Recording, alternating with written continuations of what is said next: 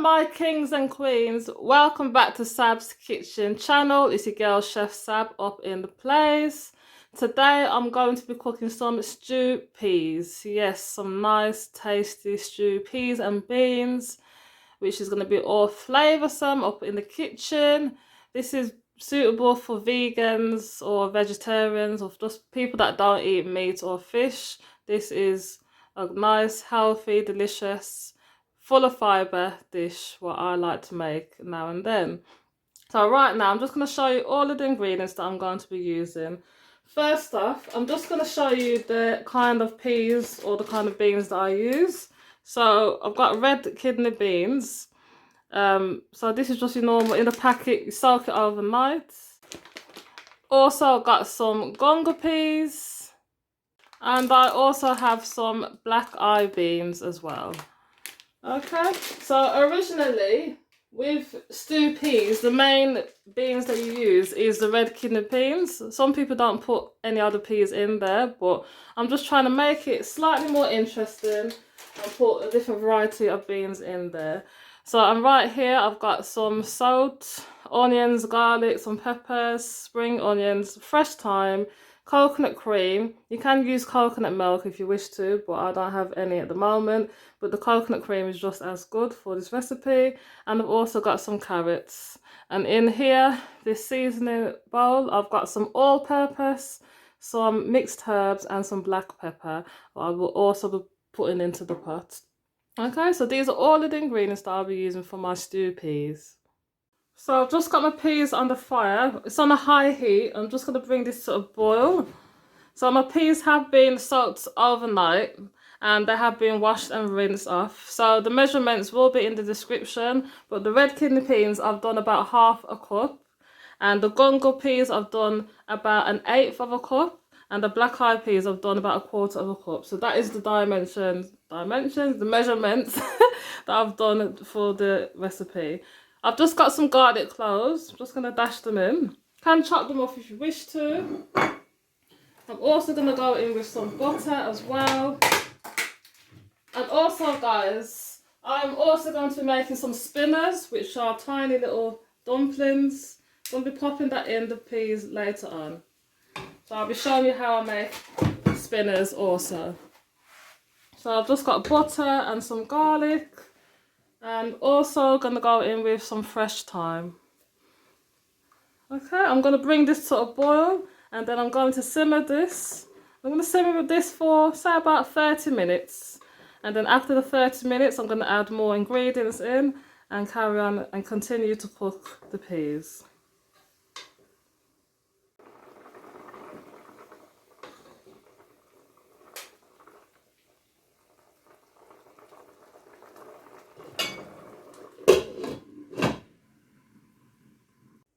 Also, guys, I have added a Scotch bonnet pepper into the pot as well, just to give it more added flavour and a bit of spiciness. You know, just a little touch to it. You can add some allspice if you wish to, if you haven't got the pepper. But these two options, allspice or the Scotch bonnet, they are optional. So it's not necessary, but if you just want to add a little extra touch, you can do. Right then, guys, after, say, about half an hour, woo, just bringing the pot to a boil, and I'm about to add the rest of the, not the rest, I'm going to add just a little bit more of the ingredients into the mixture.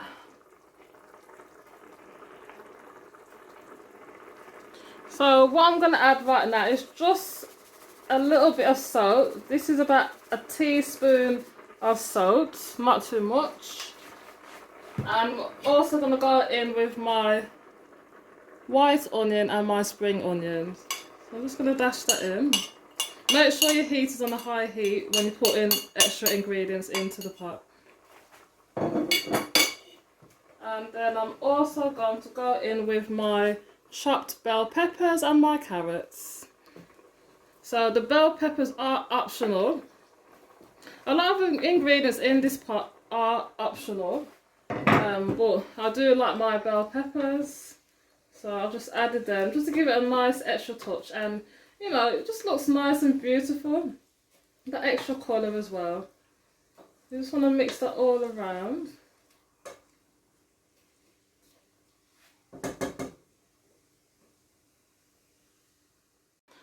And now I'm also going to go in with my seasonings. So I've got some mixed herbs, all-purpose, and some ground black pepper.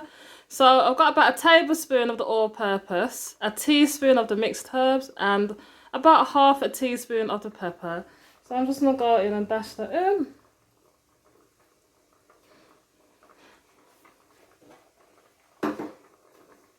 I'm going to bring this to a boil.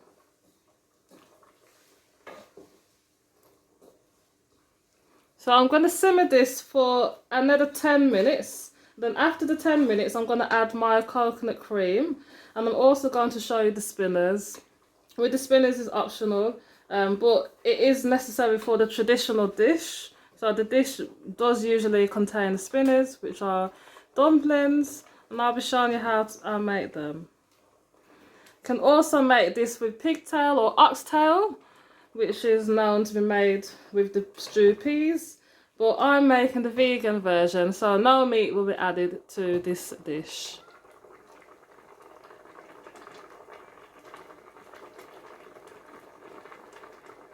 Right, I'm just going to quickly go ahead and just show you how I make the spinners. So I've got some plain flour, and I've also got some salt. I'm not going to add too much salt into it because there's already enough added flavour into the pot.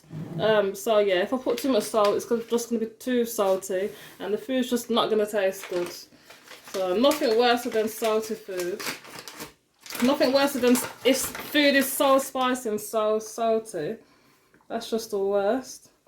So I'm not putting too many spinners in there, so I'm not going to go in with too much. And the meal that I'm cooking today is only for 3 servings.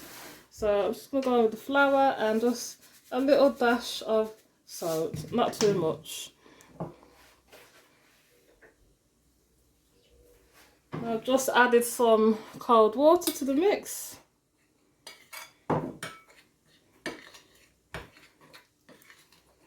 You just want to make this into a nice little dough. Okay, and add more flour if you need to. If there's more water, just add more flour as you go along.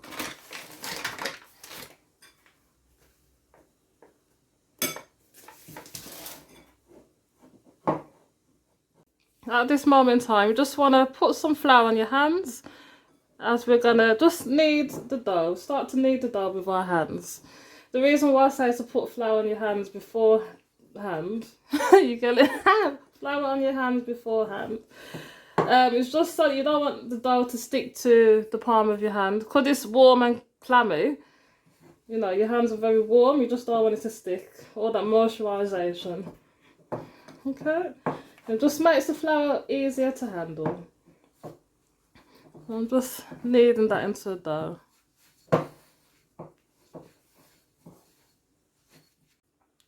I'm just going to separate them into small pieces so we can make the spinners. If you find you have too much, you don't necessarily have to use all of it. But what I'm going to do is just take each piece, roll it up like this, and I'm going to pop it into the pot. And you just do that for each one.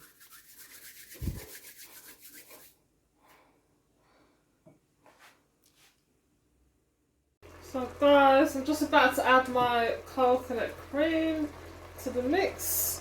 So I'm just going to add about a quarter of the block of coconut milk. So I'm going to add this part here to the pot.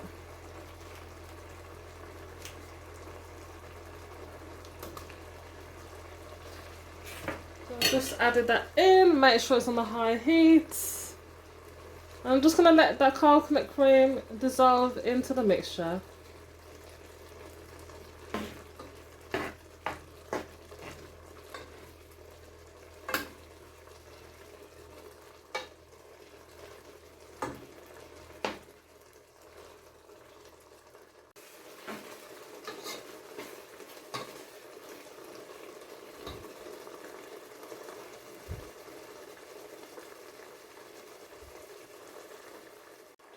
I'm also going to go in with some of the spinners and just add them to the mix. Yeah, so I'm just going to add them still on a high heat. I'm just going to add the spinners in.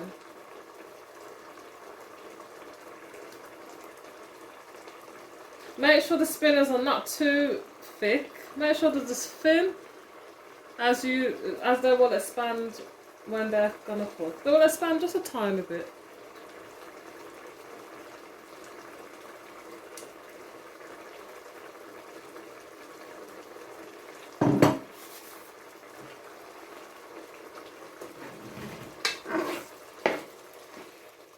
So I'm just going to cook this for a further, say 10 to 15 minutes, or until the spinach has been cooked.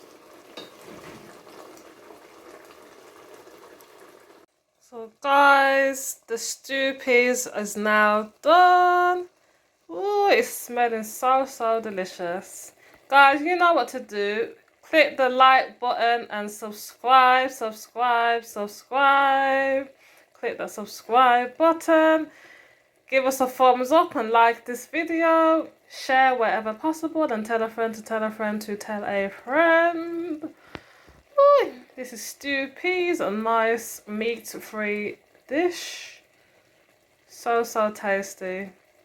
Yeah, I'm just about to indulge in this with some plantain and some broccoli. The avocado, I'm not going to bother with the avocado because it's not ripe enough, so going to replace that with the broccoli. Yes, my kings and queens, we out. Bye.